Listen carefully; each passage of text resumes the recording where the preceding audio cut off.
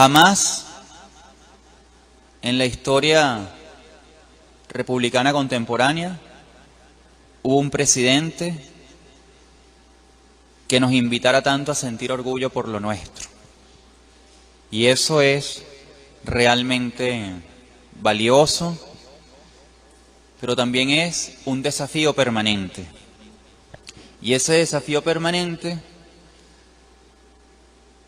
se realza aún más hoy, porque el imperialismo norteamericano, con sus aliados europeos, seguirán y seguirán incrementando todas las estrategias hegemónicas, culturales, para seguir pretendiendo dominar en cada uno de los diferentes frentes. Afortunadamente nosotros venimos valorizándonos, no solo desde el momento decisivo en que arrancó la revolución bolivariana, al menos jurídicamente, con el proceso constituyente de 1999, sino mucho más allá. Es una historia de resistencia, desde que en 1492 se pisó el suelo de lo que hoy es Venezuela. Nos dijeron que nos habían descubierto. El descubrimiento, el encuentro. Se produjo, fue, como bien lo sabemos, una hecatombe como continuidad de la arrancada y del despliegue de las estrategias de conquista y colonización ibérica. Después continuada por los procesos de conquista y colonización estadounidense.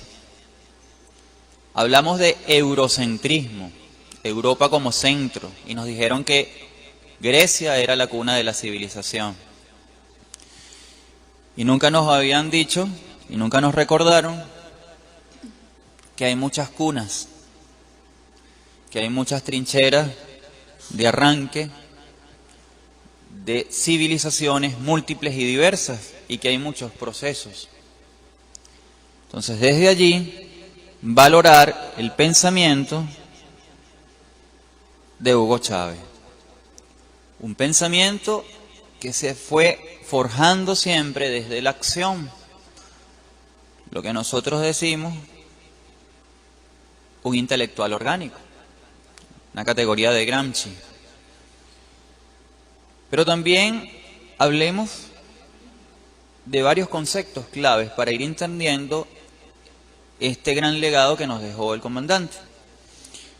Y lo primero que hay que ver es el movimiento bolivariano revolucionario, 200, todo lo que se enmarcó allí. Y un librito que está en digital, que está en físico, que está circulando mucho, aunque quizás no como debiera ser, a mi juicio. No es la solución imprimir 5.000, 200.000 ejemplares. Es una estrategia importante, pero no es solo eso. Es saber si estamos nosotros comprendiendo el legado del comandante en nuestra espiritualidad, en su ecumenismo y su profundo cristianismo, ¿no? Pero dentro del cristianismo, un cristianismo abierto siempre al diálogo de religiones. Eso es un primer elemento. Dentro de allí, el juramento, en el Samán de Huere, ¿no? Y desde allí, el árbol de las tres raíces. Ese librito azul que lo podemos encontrar en internet, realmente nosotros lo hemos revisado, lo hemos sentido en nuestro corazón. Seguramente sí, porque estamos en un espacio de militantes, ¿no? Militantes de la paz, conscientes de nuestro deber social y nuestro compromiso patrio. Pero allí se sintetiza, aunque en otros documentos, pero allí hay un eje estructurante de lo que es la episteme chavista. Esta categoría quizás muy pocos la hemos escuchado. ¿Qué es la episteme chavista? el legado teórico de un pensador orgánico. Entonces, en el árbol de las tres raíces nosotros tenemos tres ejes, tres raíces fundamentales. Raíces porque él siempre lo dijo, porque hay que ver qué tenemos nosotros como venezolanas y venezolanos, de dónde nutrirnos, como un gran árbol que nos constituye en nuestra venezolanidad. Bueno, Ezequiel Zamora, fundamental. Fundamental porque con Zamora se agrupan como una sola fuerza muchas de las resistencias indígenas, campesinas, mujeres. O sea, hay que explorar a Zamora. Ahí hay que explorarlo en la diversidad, no solo del llano, sino de todas las ruralidades, de todo lo que no fue, afortunadamente, convertido directamente en una mercancía. Cuando él nos dice tierra y hombres libres, ¿qué es lo que nos está diciendo? Está diciendo que somos seres que nos constituimos en una particularidad cultural. Eso también fue el pensamiento de Bolívar y una preocupación fundante también de Simón Rodríguez, la otra raíz, ¿no? Entonces, cuando nosotros nos preguntamos con Chávez, y nos seguiremos preguntando, en tanto que la pregunta es problematizadora, en tanto que la pregunta es un ejercicio profundamente filosófico, ¿qué somos? No somos Europa, primera condición, y tampoco somos partícipes del imperialismo. Hay consignas o frases que se vuelven consignas muchas veces sin sentirlas. Y esa frase, esa consigna de inventar o errar, hay que también observarla con cuidado, porque no vamos a estar inventando. ¿Y en qué momento la ejemplificación, en qué momento el ejercicio, en términos filosóficos hermenéuticos, interpretativos, nos permite avanzar realmente? Entonces, dentro del árbol de las tres raíces hay como tres claves. La primera clave, Zamora, que nos invita a explorarnos en la lucha, que nos permite avanzar en el reconocimiento de nuestras culturas y nos permite avanzar en nuestro potencial productivo. Ok, tierra y hombres libres, muy bien. Vamos a trabajar la tierra.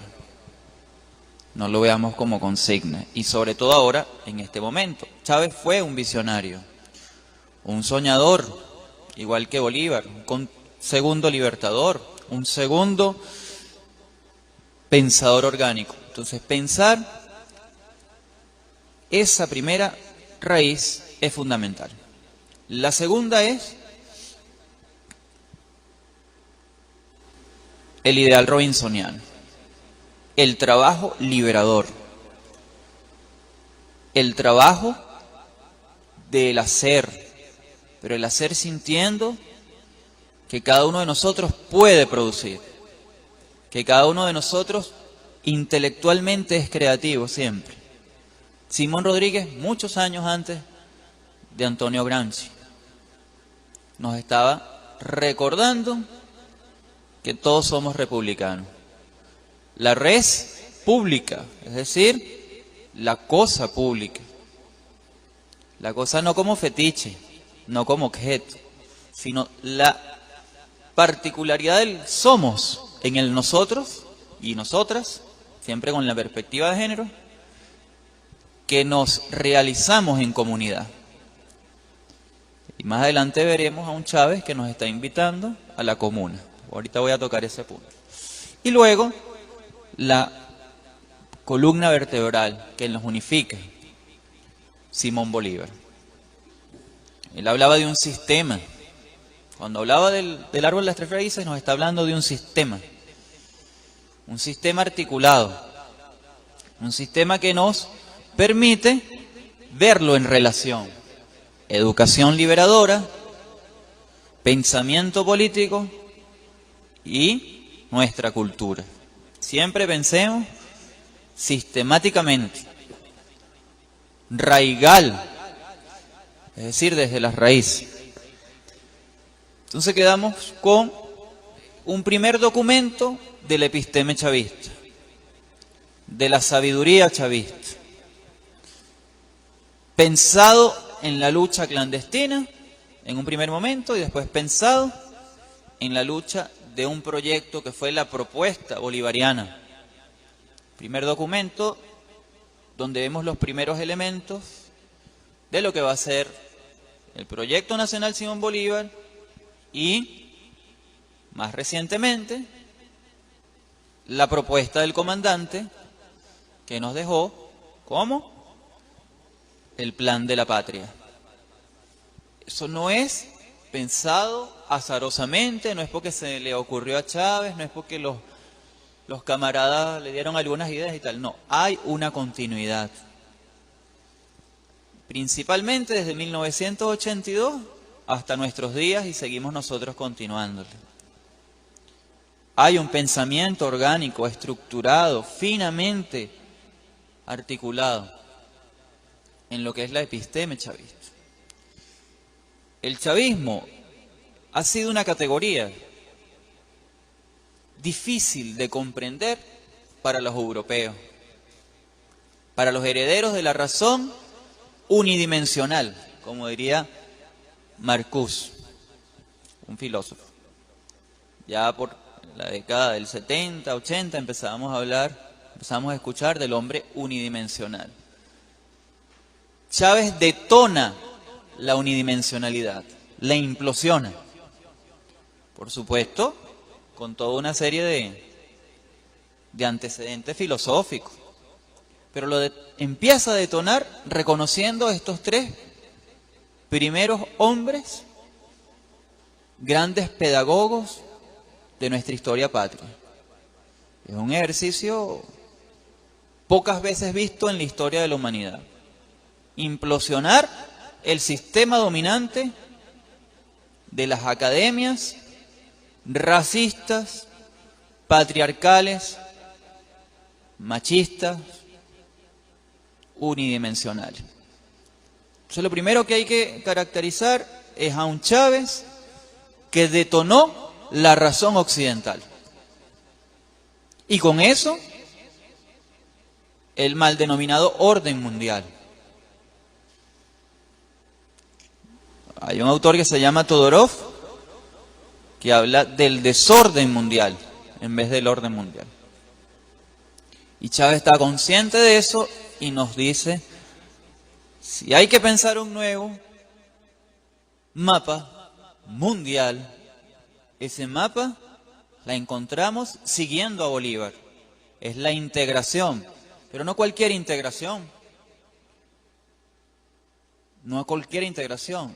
No es la integración que quiso imponernos el ALCA y que en noviembre del 2005 Chávez lo enterró en la contracumbre en Mar del Plata, Argentina, en la cumbre de los pueblos. Y enterramos también, porque Venezuela fue una gran movilización para enterrar el ALCA en la contracumbre. Y entonces empezamos a vivir y sentir lo que es, como él mismo lo llamó, estando en Margarita, en otra cumbre, y vio el alba, y dijo, ahí está la solución, el alba. Y como a él le gustaba mucho usar y potenciar la imaginación y que nosotros la usáramos también, la metáfora, el alba, y ahí están las iniciales. Así también era el sistema, fue también y es también el sistema de las tres raíces. Que nosotros nos aprendiéramos las iniciales de términos para que no olvidáramos lo que significa un sistema político de la nueva república. Entonces la alternativa bolivariana para los pueblos de América, pero no era alternativa, después fuimos corrigiendo. Es la alianza. Porque si decimos que es alternativa, yo puedo tener aquí el agua y puedo tener un jugo. Bueno, el jugo alterna el agua, no. No es porque está el alca va a salir el alba, no. No es solamente eso. ¿Y qué es alianza? Porque lo otro lo detonamos, lo eliminamos en nuestro corazón, porque no podemos permitir, como tampoco lo permitió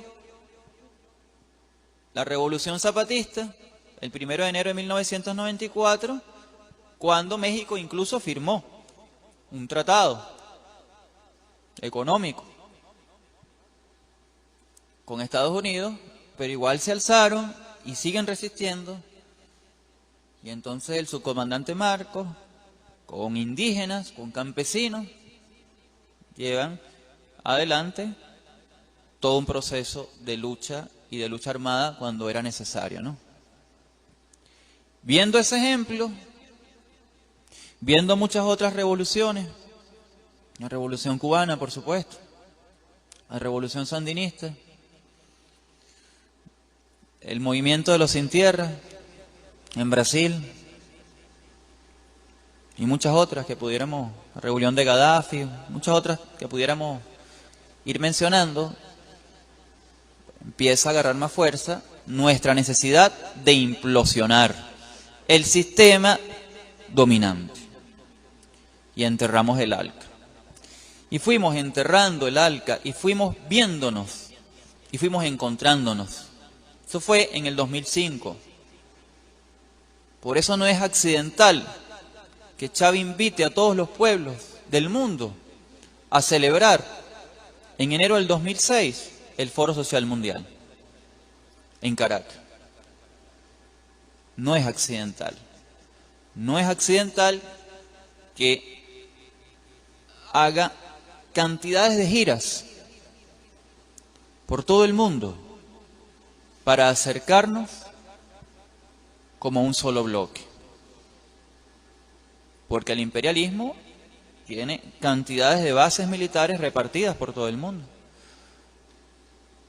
Y no solamente eso, sino que nos amedrentan con la guerra mediática, la llamada guerra de cuarta generación. Entonces, un primer elemento, luego de hablar del árbol de las tres raíces, de recordarlo como el fundamento epistémico, fundamento teórico, vamos entonces a hablar de lo que es la nueva geopolítica, la necesidad de un nuevo orden mundial, pero un orden sincero, no el desorden, donde nosotros simplemente éramos el patio trasero. Vamos a hablar de la geopolítica multipolar. Dentro de la geopolítica multipolar, nosotros tenemos que considerar un elemento fundamental. Y eso es la necesidad de ir pensando en lo que él concibió como humanidad. Hay muchos conceptos del comandante, vuelvo a reiterar eso. Pero hay unos que el día de hoy podemos revisar con mucho tino, pues con mucha delicadeza. Porque van a ser las categorías primarias que nos permitan dibujar una comprensión. Ustedes vienen revisando el pensamiento del comandante, ¿verdad? Tienen 8 o 9 meses haciendo esto, creo. ¿Qué recuerdan ustedes, o algunos de ustedes, por lo menos unas 2, 3 intervenciones, de lo que era la humanidad para él? Una pregunta. ¿Qué creen ustedes que era la humanidad para Chávez?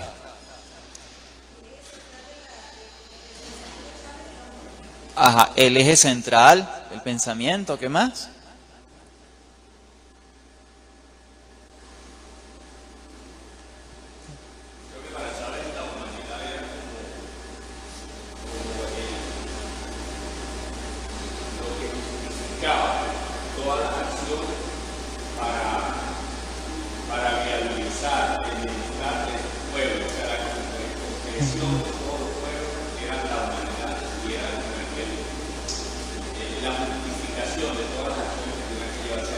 Ajá. Muy bien, aquí la compañera dijo el hombre como eje fundamental y el motor, el impulso. A Chávez se le criticó mucho los que no tienen corazón, por no decirlo de alguna manera, los que no tienen sentimiento. Siempre se le cuestionó que estuviera regalando nuestras materias primas, que estuviera regalando petróleo. Resulta que es un pensamiento muy estratégico, porque ustedes saben muy bien que no se trataba de regalar, sino de cooperar. Pero más allá de cooperar, que son términos jurídicos de la geopolítica y de las relaciones internacionales, se trata de establecer la hermandad entre los pueblos del mundo, la solidaridad. Entonces no podíamos pensarnos solos, como el imperio quiere hacernos pensar. Y lamentablemente, por mucha falta de formación política y de claridad de conciencia, muchos de nuestros hermanos venezolanos, hermanas y hermanas, caen víctimas de esta guerra asimétrica. Entonces, un primer concepto fundamental, después de recordar la importancia del árbol de las tres raíces, es el concepto de humanidad y el concepto de solidaridad internacional, concebida como patria. ¿Y dónde vio eso? Muy bien, Eyelia, gracias. Porque ¿dónde vio eso Chávez? Revisando a Martí. Porque se acercó, inmediatamente después que salió de Yare, se acercó y fue a Cuba. Y empezó a estrechar un lazo, no solamente con Cuba, pero con Cuba es importantísimo. Porque Cuba estaba solita en toda la América, con algunas vinculaciones estratégicas con Rusia, con la Unión Soviética en su momento. Cae la Unión Soviética, ellos caen en el periodo especial. Tenemos mucho que aprender de Cuba. Chávez lo ve y a partir de allí revisa Martí. ¿Y qué nos dice Martí? La patria es humanidad. La patria es la humanidad. Por eso es que hay que recordar un concepto. El concepto de humanidad que nos está legando, que nos legó y que muchos de nosotros sentimos. Y ese concepto es que la humanidad tiene carne, no solamente es el cuerpo individual, sino es el cuerpo de lo común.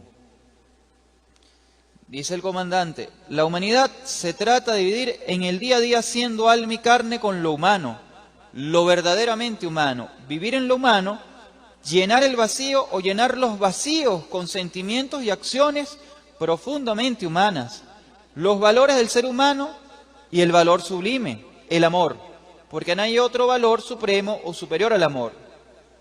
La humanidad, y él se inspira en Unamuno, ¿no?, que nos hablaba de vivir el cristianismo, vivir a Cristo en cuerpo y alma. Y Chávez fue profundamente cristiano.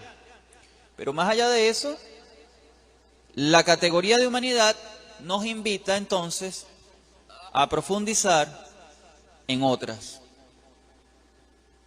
En la categoría de amor, que seguramente ustedes la han revisado, y en la categoría, pensemos más allá de la categoría, pensemos en constructos, es decir, conceptos que son operativos, que son dinámicos y que no se estancan en la mera etiqueta de la definición.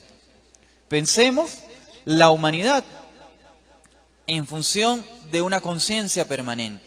¿Y qué es la conciencia para Chávez?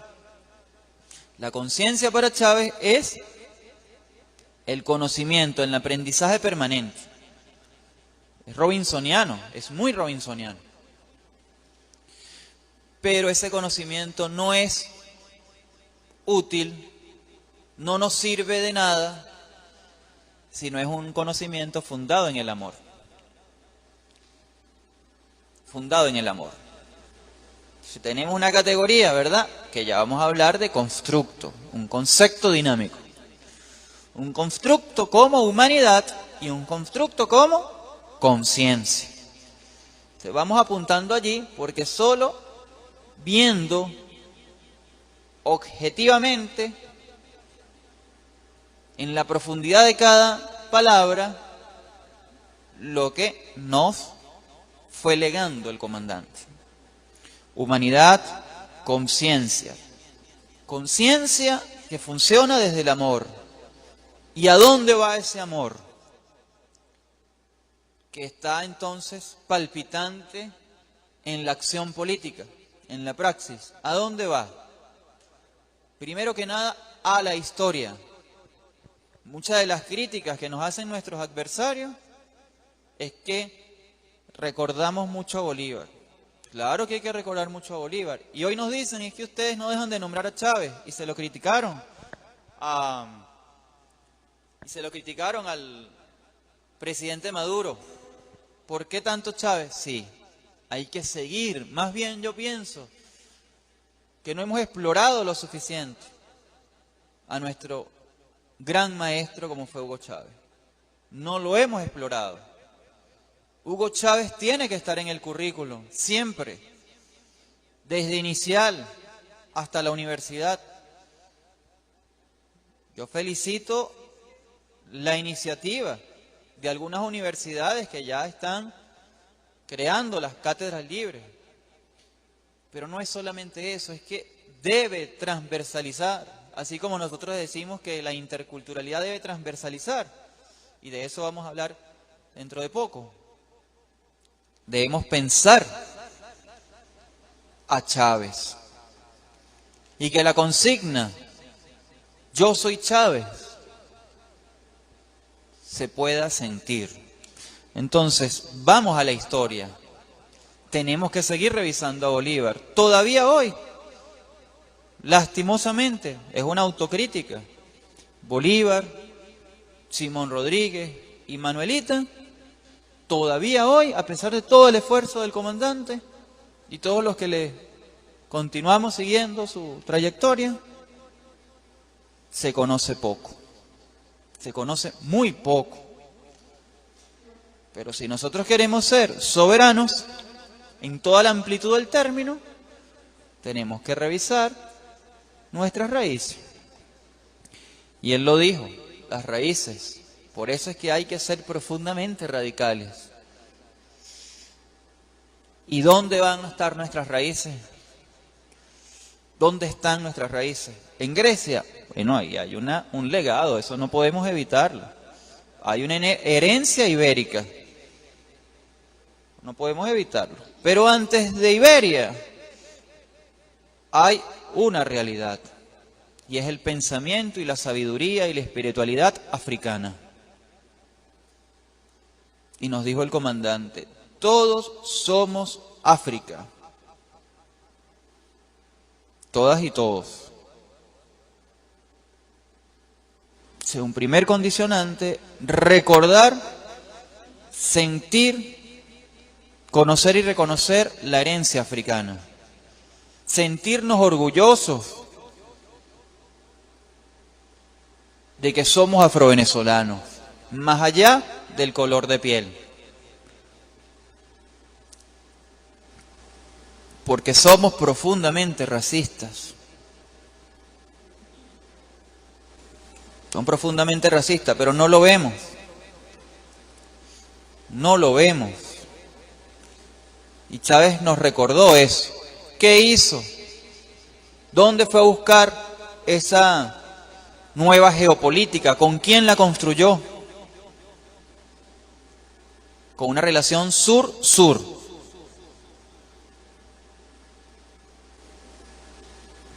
Una relación sur-sur.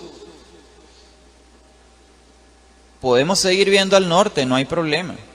Podemos ver el mapamundi y podemos seguir viendo al norte. Vimos al norte cuando vimos a Rusia, ¿O es que Rusia está en el sur? No. Ah, pero está en otro sentido de la historia, en otra trayectoria. Y en esa otra trayectoria, por supuesto, nuestra gran fuente de inspiración es la revolución bolchevique. No podíamos, que va a cumplir el centenario el próximo año. No podemos pensar bajo los grilletes, bajo las órdenes del dominio. No podemos pensar eso. Hay que reconocer que es legado del comandante Chávez, por supuesto de nosotros, pero es por esa nueva geopolítica internacional que está en el proyecto nacional Simón Bolívar y que después está en el plan de la patria. Veamos entonces esos constructos: humanidad, conciencia, antes de ellos el árbol de las tres raíces, y la historia. La historia, como dijo Fidel, la historia me absolverá. Y la historia hoy nos está absolviendo a todos, en nuestros errores, por supuesto, pero nos impulsa. Por supuesto que no queríamos un Caracazo. ¿Quién quería eso? Por supuesto que no queríamos un 11-12 de abril, pero quisimos y reclamamos nuestro 13 de abril. Logramos entonces participar colectivamente en una categoría chavista, es decir, pensada por Chávez, la democracia revolucionaria, el socialismo del siglo XXI. Fue en Porto Alegre, donde Chávez se abrió y dijo, bueno, sí, somos socialistas. Así le pasó también a la Universidad de la Tierra, de los zapatistas, que era una experiencia didáctica, pedagógica de un conjunto de camaradas que empezaron a debatir ciertos temas. Y la gente le decía, ¿pero son universidad o no son? Bueno, sí, somos universidad, pero el gobierno nunca los va a reconocer como universidad. Y así nos pasa. Un hombre con una serie de aliados empezó a hacer por estas tierras una revolución, hasta que todo el mundo se identifica con el Chávez concepto, con el Chávez filósofo. Y eso es importante. Entonces, democracia revolucionaria, proceso constituyente. Por primera vez, los pueblos indígenas, y él lo había dicho no solamente en su campaña presidencial, mucho antes, cuando era soldado por estas tierras en Apure, y tiene varios ahijados en Apure. Dijo, mira, aquí hay que incorporar todas las fuerzas posibles, la raíz indígena y la raíz africana que nos constituye como venezolanos y venezolanos. Entonces, bueno, él se compromete y firma. Me comprometo a saldar la deuda histórica que tengo con los pueblos y comunidades indígenas. Claro, él hablaba de etnias en aquel momento. Pero después de la Constitución empezamos a hablar de pueblos indígenas. ¿Y ustedes creen que eso fue fácil? No. Hablar de tierras indígenas no fue fácil, ni siquiera entre camaradas. Todavía no lo es. Tenemos abogados brillantes, defensores de nuestra soberanía, que les cuesta aceptar de que hay pueblos, que hay más de 40 pueblos indígenas, como lo cita la Ley Orgánica de Pueblos y Comunidades Indígenas, 40. Hay unos que hablan de 44, porque en el proceso que inició la democracia revolucionaria bolivariana y chavista, muchos hermanos de Colombia, de Ecuador, han migrado para acá. Claro, no estaba Correa en ese momento. Como los ingas, que uno los escucha por allí, y ellos no son venezolanos. Ya son, ¿no? Pero no son originarios de aquí. Y al ver que se está dando un proceso constituyente, empiezan a entrar por Amazonas. Y ahora se reconocen como indígenas venezolanos, lo incorporamos en el censo, etcétera. Pero fíjense, solo por la apertura antropológica, la apertura psicosocial de un imaginario que implosiona necesariamente el orden, entre comillas, social dominante. El capítulo 8 de la Constitución, todo un entramado, desde el 119 en adelante. Pueblos indígenas tienen derecho a una educación propia, tienen derecho a una salud propia, tienen derecho a un territorio propio que además han ocupado ancestralmente y a una espiritualidad propia. Fueron unos debates muy ricos, que además los vimos en televisión. Nosotros podíamos saber cómo iba el debate, solo porque un hombre que reconoció la deuda histórica de todas y todos nosotros se abrió al reconocimiento de sus profundas raíces, porque además él venía de allí. Los otros no pudieron hacerlo, porque fueron desclasados, no tenían conciencia de clase, no tenían conciencia histórica, no amaban a Bolívar como Chávez lo amó y como lo amamos nosotros. Bolívar firmó un decreto también para el reconocimiento de los derechos de los pueblos indígenas, de los pueblos originarios, los llamaba él, los originarios de estas tierras. Entonces hay un Chávez profundamente indianista. ¿Y saben lo que es la indianidad? Solo podemos entenderla cuando convivimos con los pueblos indígenas. Yo he tenido el privilegio de haber, desde muy temprano, haber compartido y haber vivido con comunidades indígenas.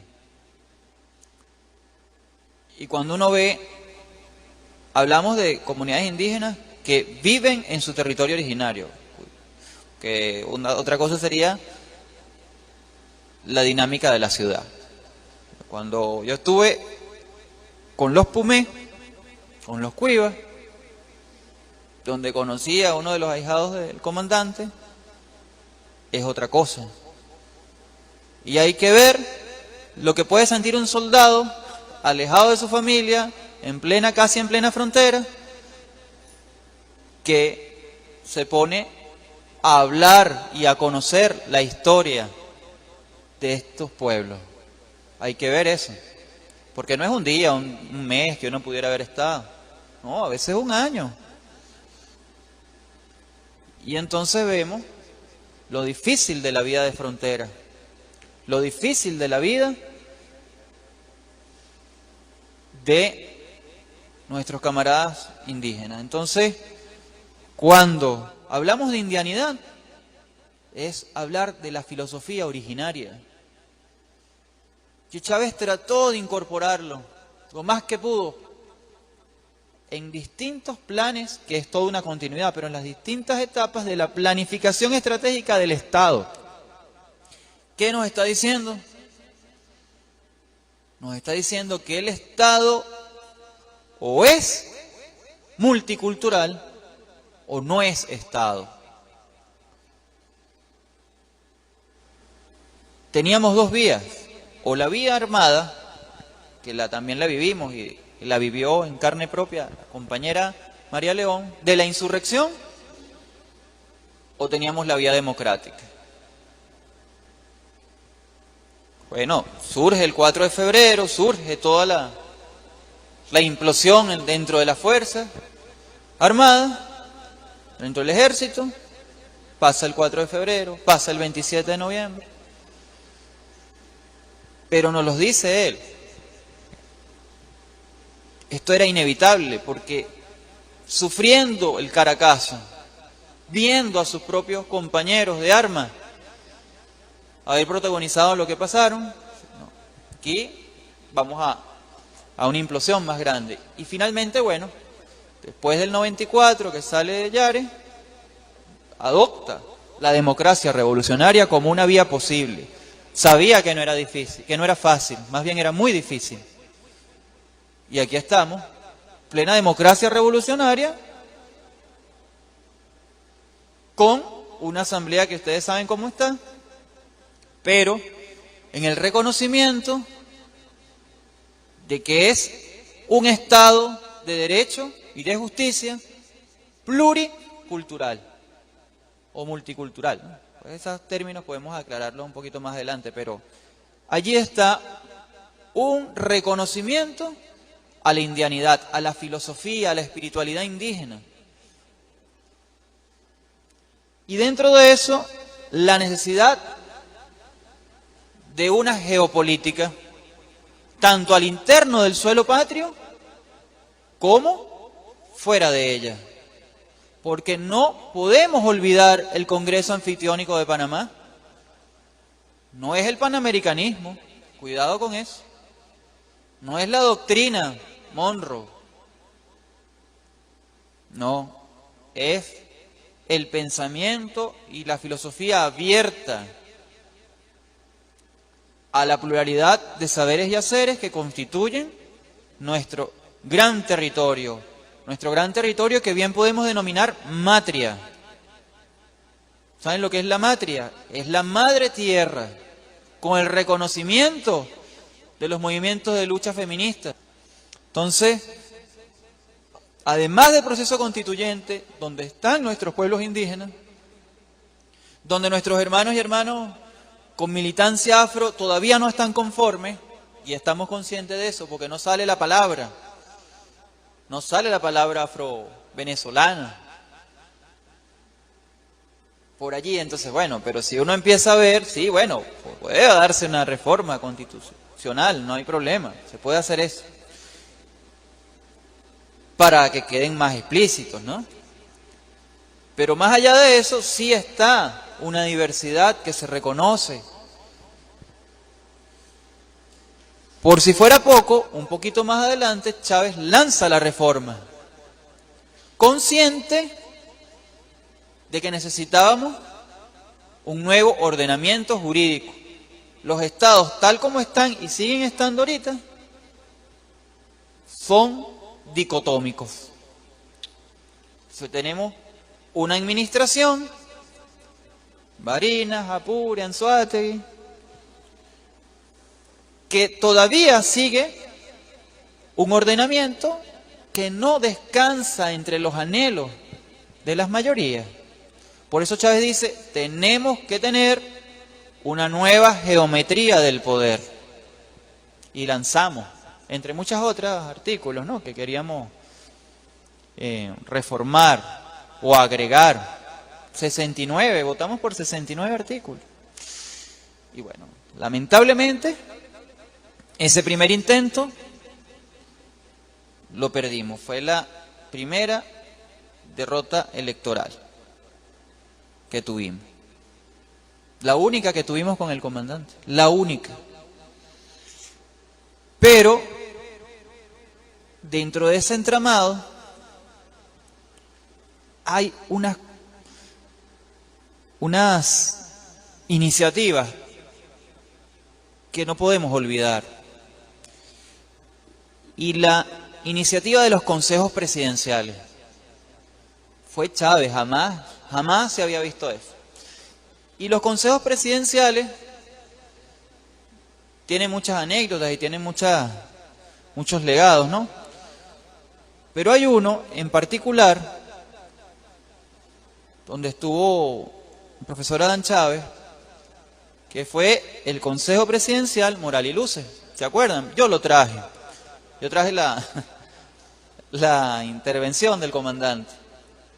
Porque es allí, en la educación orgánica, diversa, con perspectiva de género, con perspectiva intercultural, que nosotros podemos salvarnos.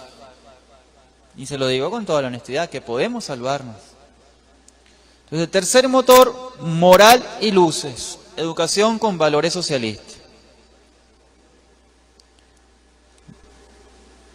Está bien, no logramos proceso de reforma curricular en un primer momento. Después lanzamos otro en el 2009 y votamos por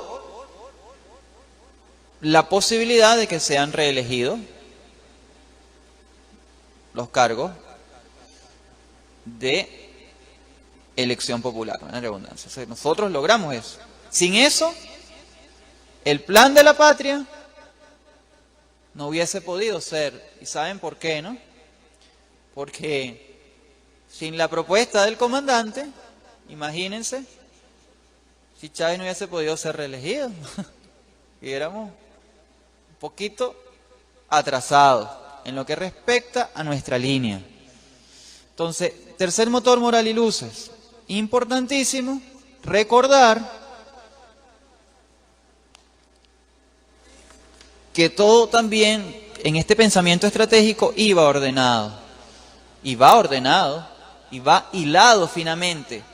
La cuestión es que no lo podemos dejar en el papel. Si hablamos de indianidad, si hablamos de multiculturalidad, si hablamos de reconocer a África, que fluye por nuestra sangre, no podemos entonces pensar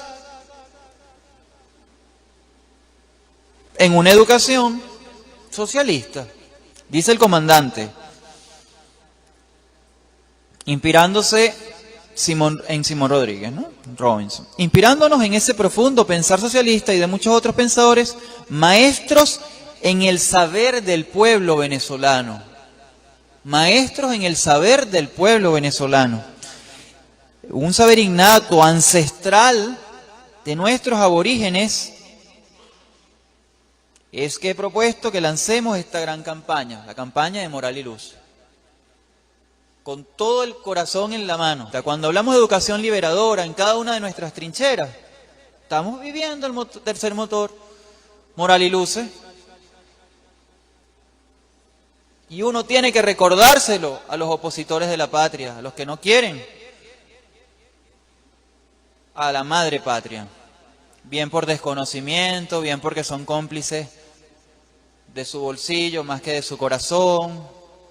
Nosotros tenemos que recordar a este Chávez profundamente multicultural, profundamente indianista, profundamente feminista y profundamente afro-venezolano. Por supuesto, todo esto da al antiimperialismo. ¿Por qué? Porque todo esto nos permite construir la nueva geometría del poder y con esto una nueva hegemonía cultural, que es lo que estamos logrando, que es lo que estamos colectivamente haciendo con el Congreso de la Patria.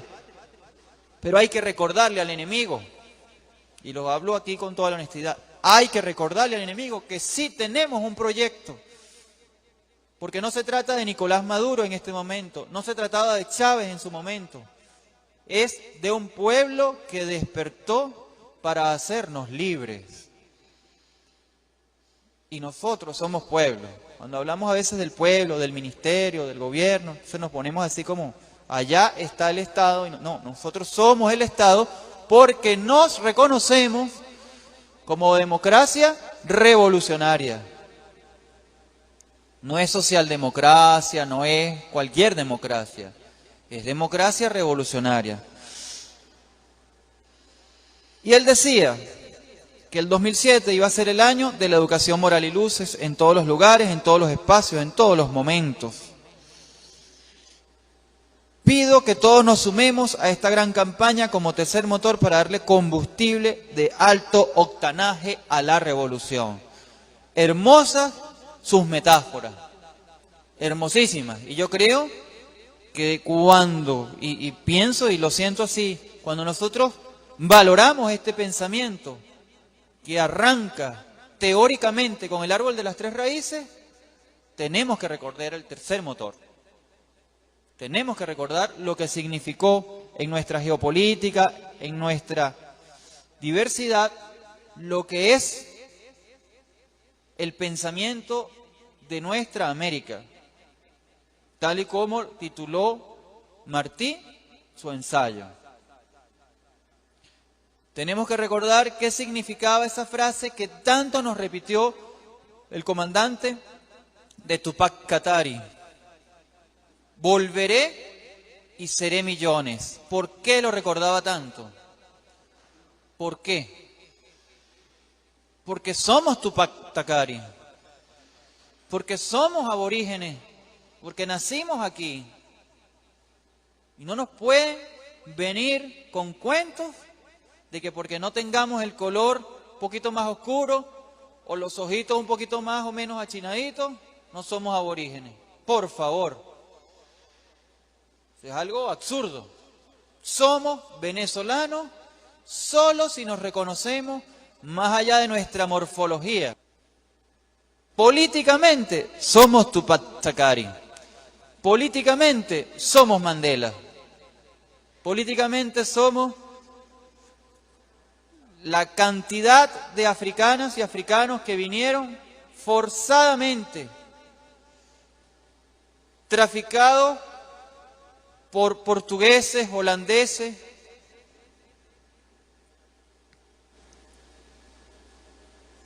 Bélgica.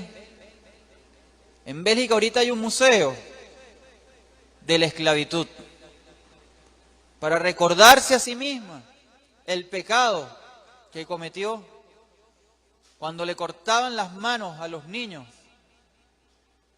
para diferenciarlo de otros esclavos.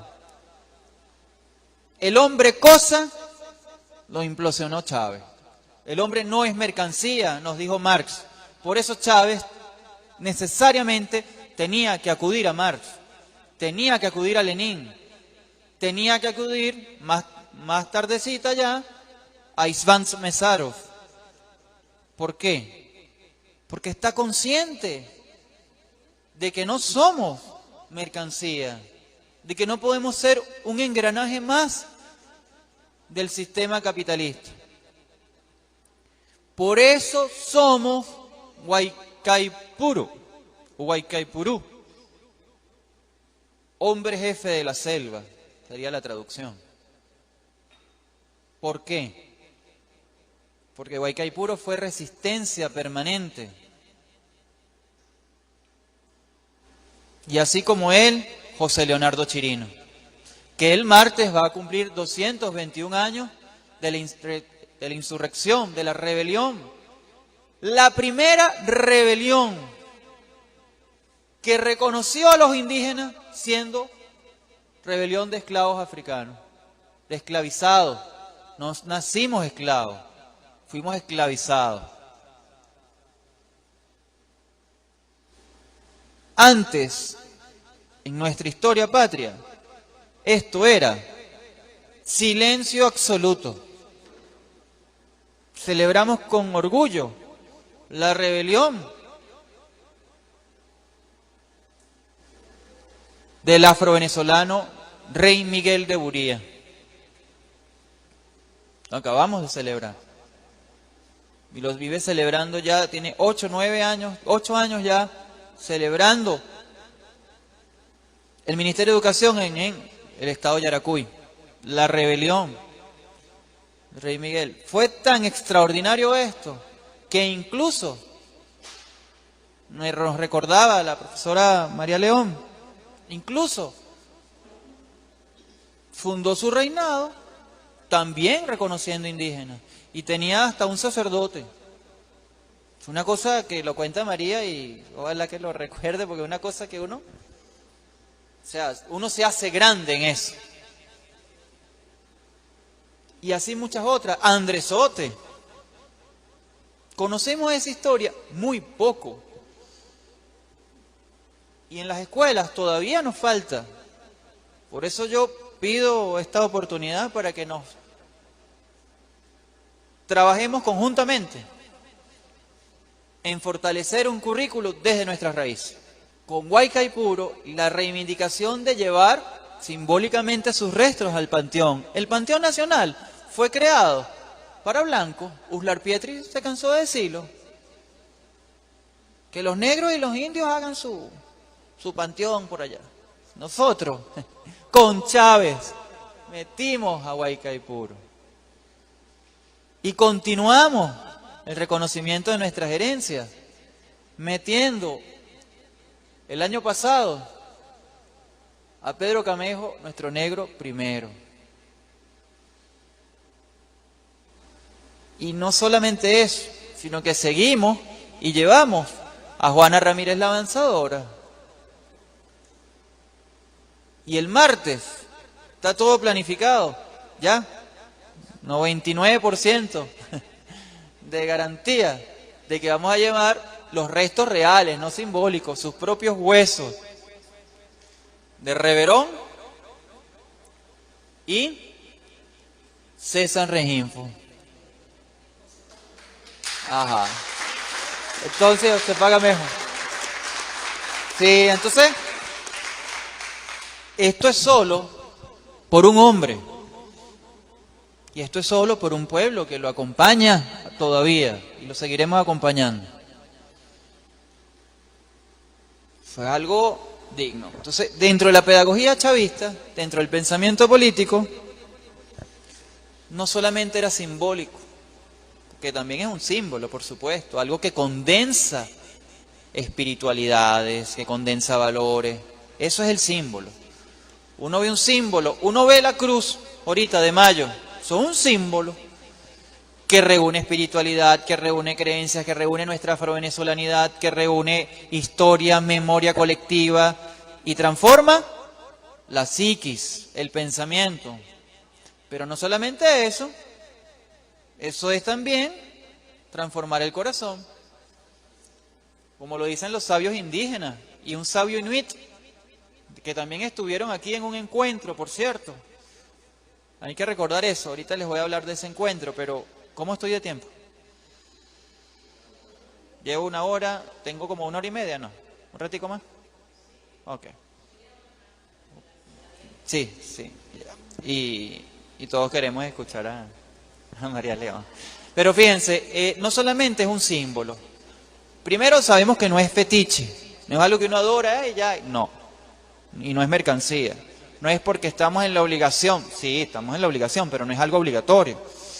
Nosotros tenemos niños testigos de Jehová y por su religión ellos no van a hacer eso. Y no le vamos a decir, tienes que... No, pero hay que explicarle cuál es el sentido de la tradición. Y Chávez siempre nos recordó eso.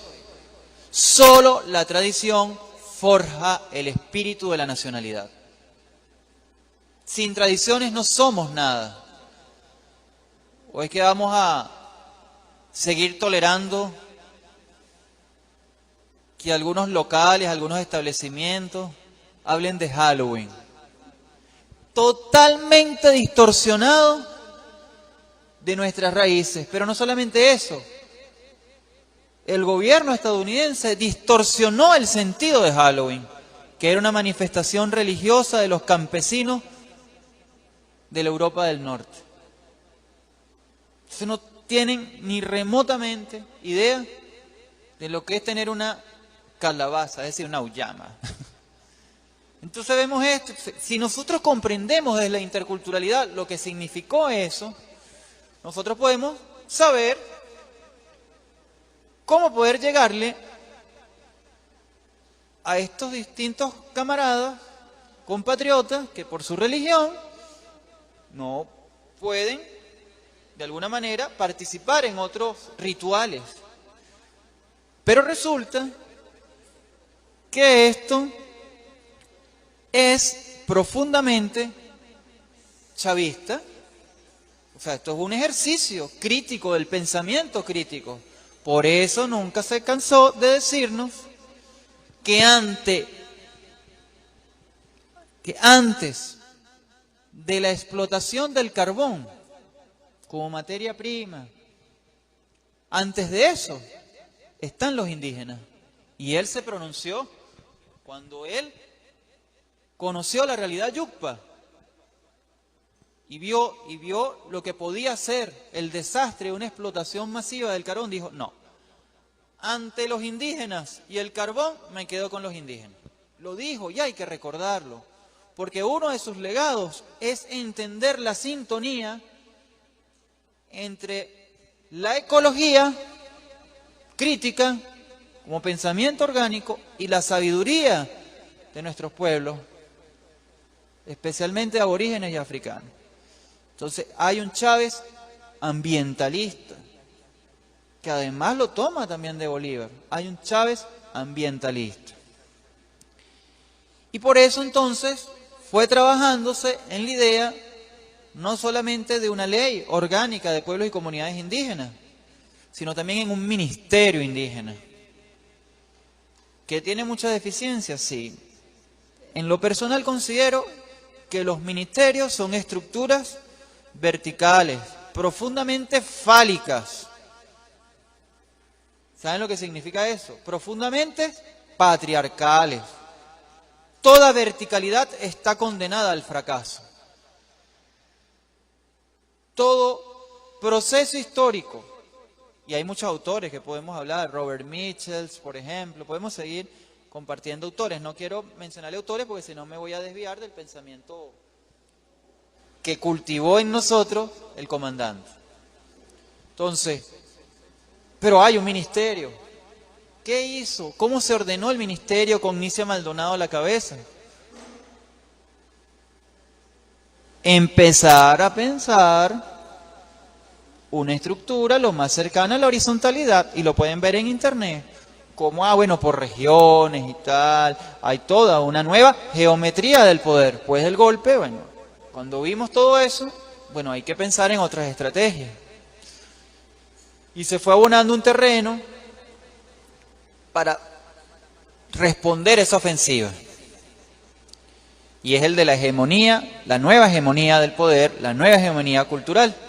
Entonces, a partir de allí, los colectivos nos dicen, estuvimos el jueves hablando con un foro, coloquio sobre pedagogía del cimarronaje, y allí nos recordaban también, y nos recordábamos mutuamente, la necesidad de una ley orgánica contra la discriminación racial. Y también contra la xenofobia. Porque nos dicen, cuando cerramos la frontera con Colombia, entonces hay unos voceros de la derecha colombiana que empieza a hablar de que no somos anticolombianos, que no queremos... No, espérate. Una cosa es el pueblo, lo que pasa también con Estados Unidos, una cosa es el pueblo estadounidense, que tienen colectivos hermosísimos, chavistas, donde hay círculos bolivarianos, chavistas. Y se los digo porque tuve la oportunidad de compartir allá en otras cosas, ¿no? Pero en esta misma militancia, ¿no? Entonces, hay cosas hermosísimas. Entonces, teníamos que tener una ley antisenofóbica para que nos digan, mira, ya va. O sea, nosotros tenemos una política estructurada indianista y afrovenezolana. Muchos desafíos, sí. Pero solo con un hombre que se sintió orgulloso del grosor de sus labios, de la ondulación de su cabello, del color de su piel, de su abuelita. Una cosa hermosísima. Yo invito a que revisen el plan Mamá Rosa del Ministerio de la Mujer. Es una cosa extraordinaria que estamos trabajando junto con María León para recordar esa memoria de cómo se llega a un plan tan hermoso como ese. Entonces, un Chávez feminista, un Chávez que nos plantea la idea de la comuna, un Chávez que firma una ley orgánica de educación. Y aquí es importante porque el artículo, hay varios artículos, ¿no? Pero el artículo que más es importante recordar en un instituto como este y en una militancia como la que tienen, es el artículo 27. Cuando hablamos de una educación intercultural e intercultural bilingüe. Si ya Chávez nos viene diciendo que la afro-venezolanidad, que África es nuestra madre, y que los indígenas y la indianidad y el pensamiento aborigen y su espiritualidad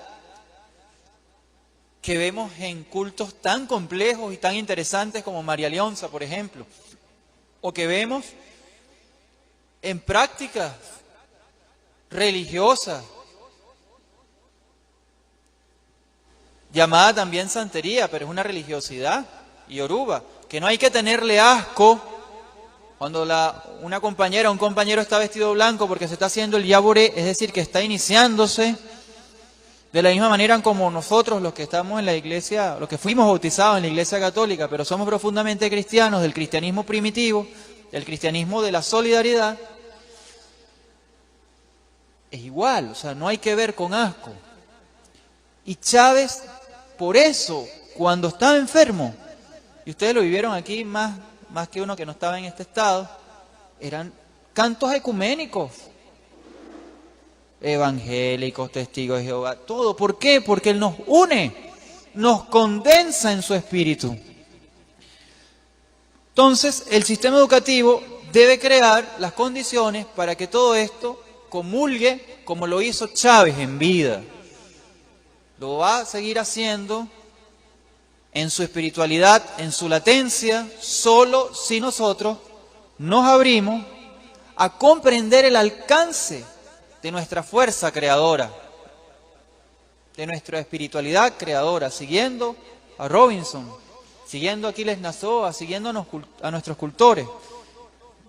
Y entonces, no olvidemos que lo que fue una propuesta se convirtió en un eje que vertebra, que condiciona nuestra praxis, que es el plan de la patria. Hay muchas cosas que podemos citar del plan, pero cómo alcanzar el gran objetivo histórico, los 5 grandes objetivos, pero sobre todo la independencia nacional, el primero. ¿Cómo alcanzar eso? ¿Cómo alcanzar eso? Solo haciendo una militancia revolucionaria. Y una militancia que no solamente logra la ley orgánica de educación, la ley contra la discriminación racial, la ley contra la violencia de género, no solamente eso, porque no se trata solamente de las leyes, se trata de pensar que el poder popular solo va a ser poder si lo consideramos como potencia. Una palabra que define Enrique Dussel en su 20 tesis sobre política. Poder, potencia, en lo social, en lo económico, en lo cultural. Y allí la necesidad de este segundo gran objetivo histórico, como continuar construyendo el socialismo bolivariano del siglo XXI, para poder conquistar la felicidad. Y allí nos vamos al quinto objetivo.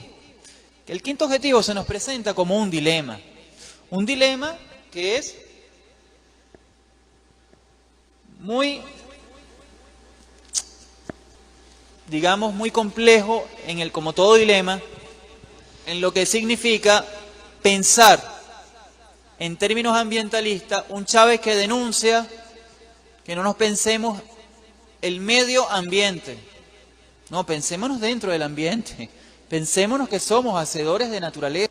Hay que volver a las raíces, como nos dijo Chávez.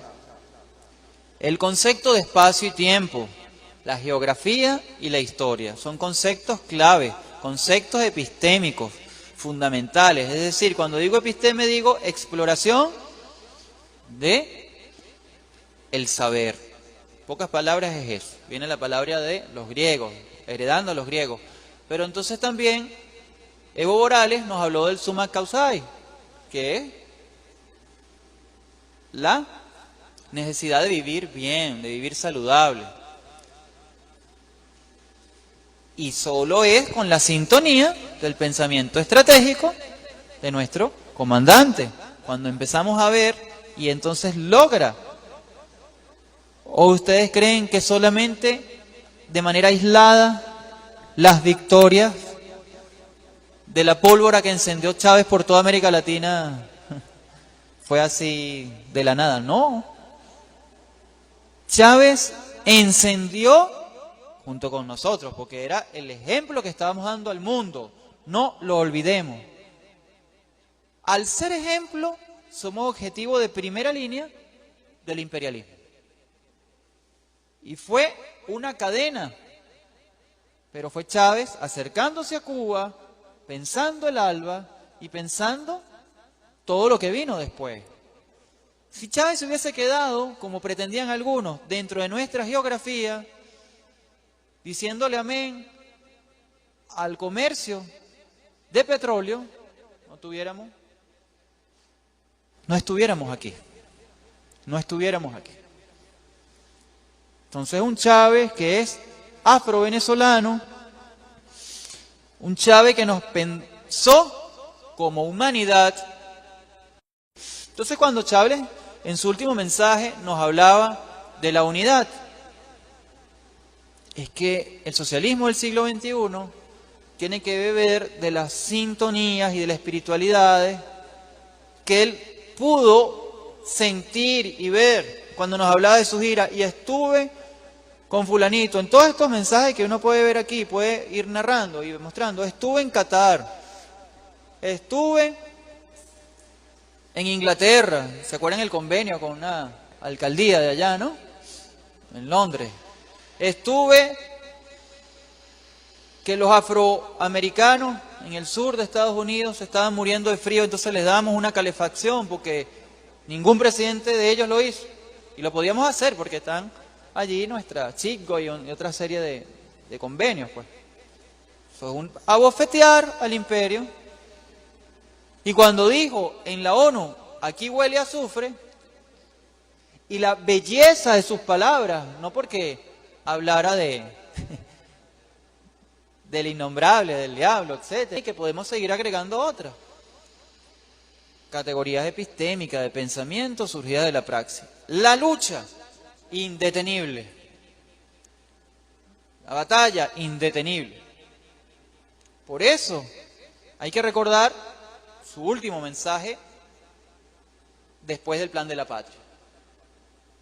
Por eso hay que recordar esto, porque es la última estocada al andamiaje de su pensamiento. O sea, es un pensamiento orgánico, pensarlo en relación, no olvidar los motores, no olvidar el proceso constituyente, no olvidar el árbol de las tres raíces. Todo es una continuidad orgánica, sistémica. Es profundamente marxista. Porque fue Marx quien nos dijo varias veces, pero sobre todo en la crítica a la economía política, el hombre es síntesis de múltiples determinaciones. Nosotros somos indígenas, somos afro también, somos feministas. Si no, no podemos ser partícipes de una democracia revolucionaria. Por eso es que Chávez fue profundamente marxista y antes de eso profundamente cristiano. Si él iba a un país centroamericano, por ejemplo, o africano, que también lo hizo, y veía a los niños muriéndose de hambre, porque se estaban muriendo de hambre, eso no es mentira. Inmediatamente un convenio de cooperación, ¿qué tienes tú, qué tengo yo? Toma esto, dame esto y así. Fueron esos países los que a la hora de la chiquita, en pleno golpe de Estado, denunciaron que en Venezuela había un golpe de Estado. Fueron esos países aglutinados, por ejemplo, en los más de 120 que conforman los países no alineados, que denunciaron el sabotaje y la guerra emprendida en la actualidad contra Venezuela. No es poca cosa. Muchos de esos países, además, entre otros, fueron los que sistemáticamente en las últimas sesiones de la ONU han ido en contra del bloqueo. Esa es, como decimos, culpa de Chávez. Esa unión con más fuerza es culpa de Chávez. Con mucho orgullo lo decimos. Porque no es accidental. No es. La guerra no es contra Maduro. La guerra es contra la unidad mundial. Por eso ese Chávez, digno hijo de Bolívar, digno hijo de Guaycaipuro, digno hijo de nuestro negro primero, hizo lo que hizo. Nosotros tenemos la responsabilidad, no porque estemos en algún partido determinado, en el Gran Polo Patriótico, por ejemplo, no porque estemos en un colectivo, no porque estemos en un consejo comunal, entonces yo voy a hacer las cosas para que digan que yo hago. No, es porque somos y somos profundamente patriotas. No hay otra alternativa. O usted es patriota, o es un sirviente, un esclavizado del imperialismo. Hay que tener mucha hondura, hay que tener mucha dignidad de revisar el pensamiento de Bolívar desde Hugo Chávez, porque es Chávez quien le da carne y espíritu contemporáneo a la lucha que venimos protagonizando y a la lucha que seguiremos protagonizando, porque jamás en la historia de Venezuela hubo una democracia tan amplia, una democracia que se siente orgullosa de ser venezolana. Necesitábamos un proceso constituyente y necesitábamos una serie de leyes que después se fueron derivando. Y necesitamos un Congreso de la Patria. Es inminente la necesidad de la implosión de las estructuras que impidan el acercamiento de nuestros corazones, en nuestra profunda espiritualidad.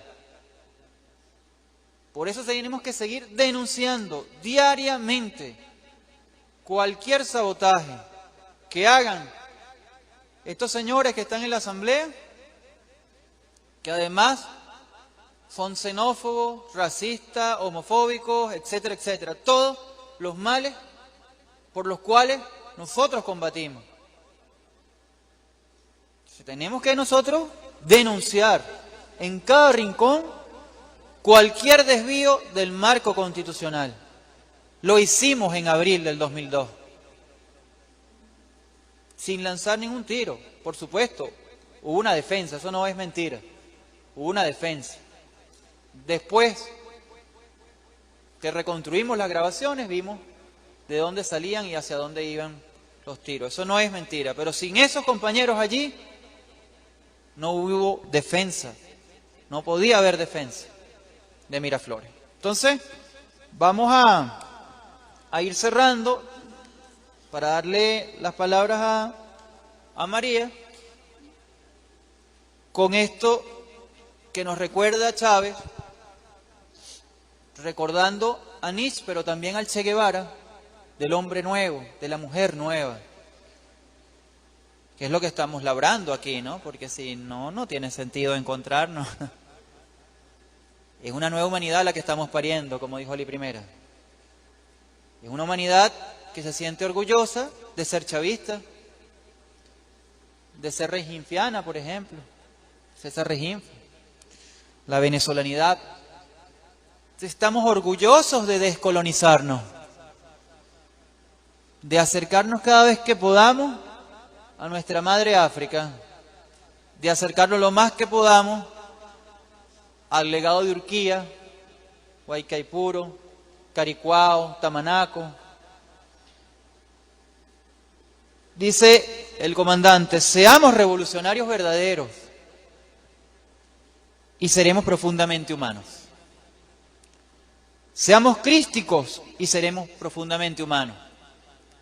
Yo le agrego, seamos chavistas y seremos profundamente venezolanos. Muchas gracias.